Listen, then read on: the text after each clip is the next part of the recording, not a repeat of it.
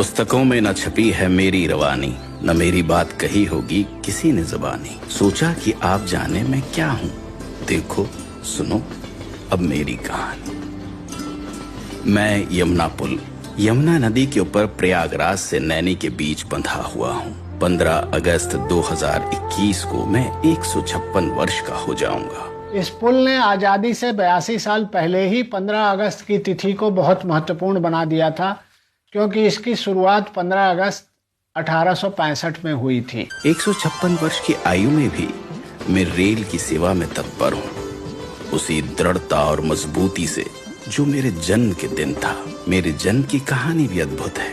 वैसे तो यमुना नदी के ऊपर मेरे निर्माण की योजना अंग्रेजों ने सन 1855 में ही बनाई, पर 1857 के स्वतंत्रता की पहली लड़ाई की वजह से प्रकल्प रोक दिया गया। उसके पश्चात गवर्नर जनरल लॉर्ड कैनिंग ने मुझ पर काम रोक दिया। वे सुरक्षा हेतु रेल को किले से या उसके आसपास से ले जाना चाहते, ताकि किले की बंदूकें उनकी रक्षा कर सकें।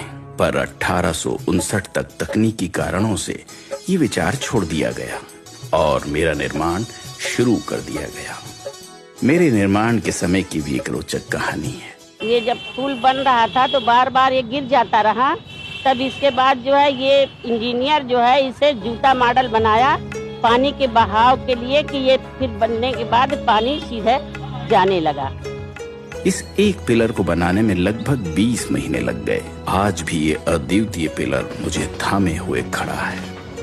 मेरे निर्माण के कई वर्ष पश्चात रेल पटरियों के नीचे बैलगाड़ी और अन्य वाहन के लिए रोड भी बनाया गया, जो आज भी वाहनों के यातायात के लिए इस्तेमाल किया जाता है।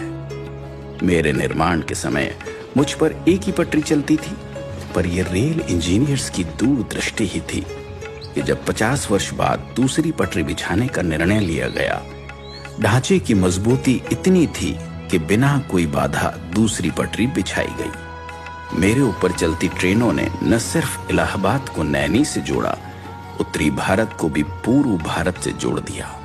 अंग्रेजों ने रेल पटरियां बिछाई थी भारत को कंट्रोल करने के लिए, भारत को बेड़ियों में बांधने के लिए। ये सब इस ब्रिज पर भी दिखाई देता है, क्योंकि यहाँ पर प्रहरियों की व्यवस्था थी, यहाँ पर गेट बनाए गए थे और सब कुछ हमेशा वॉच किया जाता था।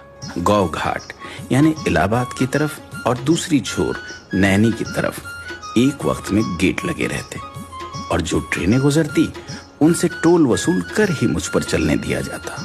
भारतीय रेल ने इन गेट्स को उखाड़ फेंक दिया है। ऊपर रेल, नीचे रोड, उसके नीचे यमुना पर बोट, ऐसे एक साथ 3 विभिन्न यातायात प्रणाली मेरे सौजन्य से चलती है। आज भी हर 4-5 मिनट के अंतर पर मेरे ऊपर बिछी हुई दोनों पटरियों पर तेज गति से ट्रेनें चल रही हैं।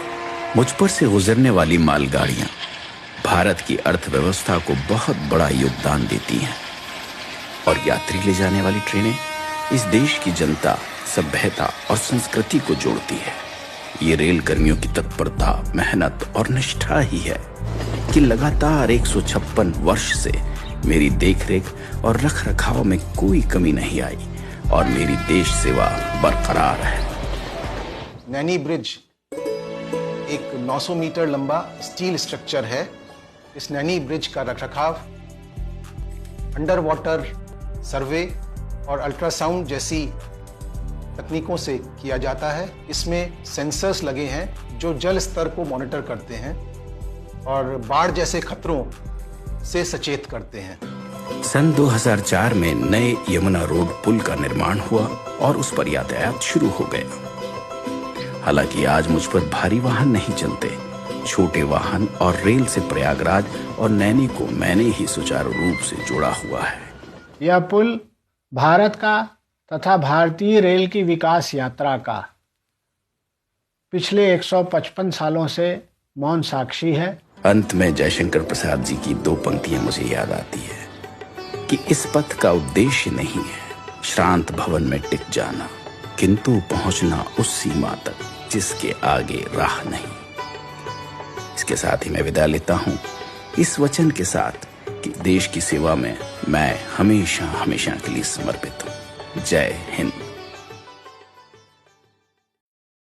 इस पे जो डॉक्यूमेंट्री बनाने का हम लोगों ने निर्णय लिया वो इसलिए लिया, इस इंजीनियरिंग मार्बल के बारे में जानने से ना सिर्फ रेलवे के जो गौरवशाली इतिहास है उससे लोग रूबरू हो पाएंगे, बल्कि ये भी समझ पाएंगे कि इस पुल का प्रयागराज शहर और इस पूरे एरिया को एक डेवलपमेंट में, चाहे वो फ्रीडम फाइट हो उसमें जो एक मुकाम दिलाया है, उसमें इस पुल का भी कितना योगदान रहा है।